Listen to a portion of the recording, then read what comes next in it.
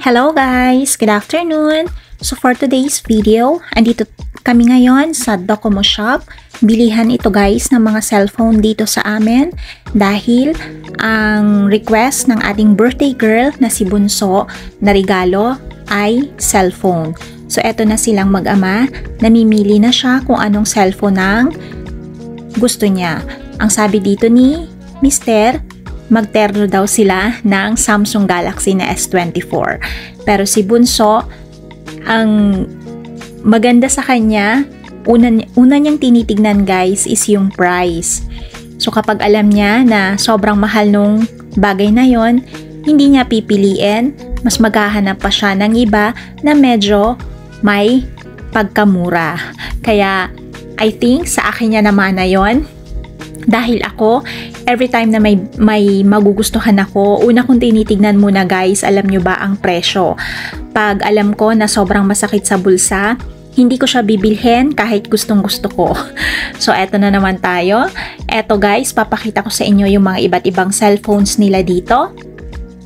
Hindi naman ganun kadami ang mga brand. So, dito kami sa may Docomo. Ang Docomo is para siyang pag sa Philippines, Smart, Globe, ganyan. Sa amin dito, may SoftBank, may AU, and Docomo Shop. So, since si Mister, matagal na siyang Docomo user, kaya lahat kami family plan na ang nilagay niya. So, ayun. Ito daw ang mga bago ngayon na labas na CP nila. Google Pixel. Ewan ko lang kung alam nyo dyan sa Pilipinas. Alam ko sa Japan lang itong Google Pixel na tinatawag nila. Pero hindi ito nagustuhan ni Bunso. So ito ang nagustuhan niya, yung bagong labas na cellphone ng Aquos. Sharp ang tatak niya guys. Ayaw niya makiterno kay Mister sa papa niya. Dahil masyado na mahal yung pinipili ni Mister. So, dito lang siya sa may hindi siya ganun kamahal. Almost umabot lang siya ng mahigit 7 lapad, guys. So, since ikakash daw ni Mister, kaya, ang pinili niya is yung hindi na umabot ng 10 lapad. So, ayan, ang ating birthday girl. Tuwang-tuwa siya na nanginginig-nginig pa dyan. Dahil pinahawakan na sa kanya for the first time ang cellphone niya. So, sabi ko nga dito, kuhanan namin ng video para may maipakita kami kay biyanan ko, kay ubachang niya. Kasi, first time magka-CP, so titignan namin kung anong reaction ni Ukasang, kung magagalit ba siya, kung sasabihin ba niya na napakamaaga. Pero ang sabi naman ni Aika dito, wag daw ikukumpara yung kay papa niya noon kasi iba daw ang generation na ngayon. O, tignan nyo ang sagot ng mga bata sa kanyang mga magulang ngayon. So, waiting kami dito guys kasi need daw nilang i-coating ang cellphone. So, ganito guys ang gagawin ng Docomo Shop na staff dito. Every time na bumibili kami ng cellphone, bumibili ng cellphone ang mga tao. Ito ang ginagawa nila, yung i-coat nila, hindi na nilalagyan ng yung seal para pag mabasag yung screen ng cellphone, hindi siya ganun yung talagang magka-crack. Ito naman, ito ang ginagawa nila dito. Ilang beses na pagko-coat, hindi ko alam kung ano yung nilalagay nila dyan. Pero ilang beses na yan napupunasan. Una muna yung color pink, and then pag yung blue naman na cloth ang ipupunas niya. Ilang beses yan guys na pupunasan tapos patutuyuin. Ayun, ang sabi ni Mister, kasi ganyan din yung ginawa sa cellphone ni Mister kasi last year, November, di ba nagpalit siya ng cellphone? Hindi daw basta-basta magka-crack yung screen ng cellphone, lalo na siya kasi napaka-clumsy niya, laging nahuhulog yung cellphone niya. So, maganda daw na may ganyan. So, ayun, panoorin nyo muna guys ang gawa nitong staff ng Docomo, kung ano ang mga nilalagay-lagay niya dyan, kasi hindi ko rin alam kung paano explanation ba ang gagawin ko.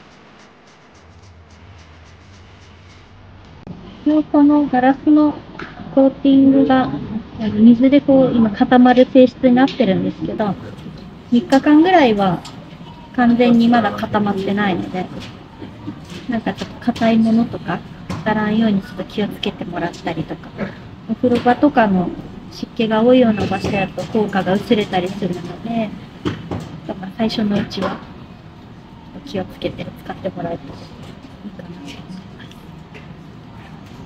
一応今のでこれで3回やったので、これで一応終了。Oh, my princess, you're the star in my sky. With every heartbeat, hear my lullaby.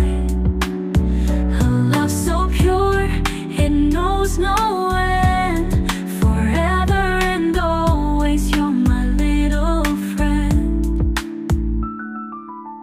Holding your hand, we dance through the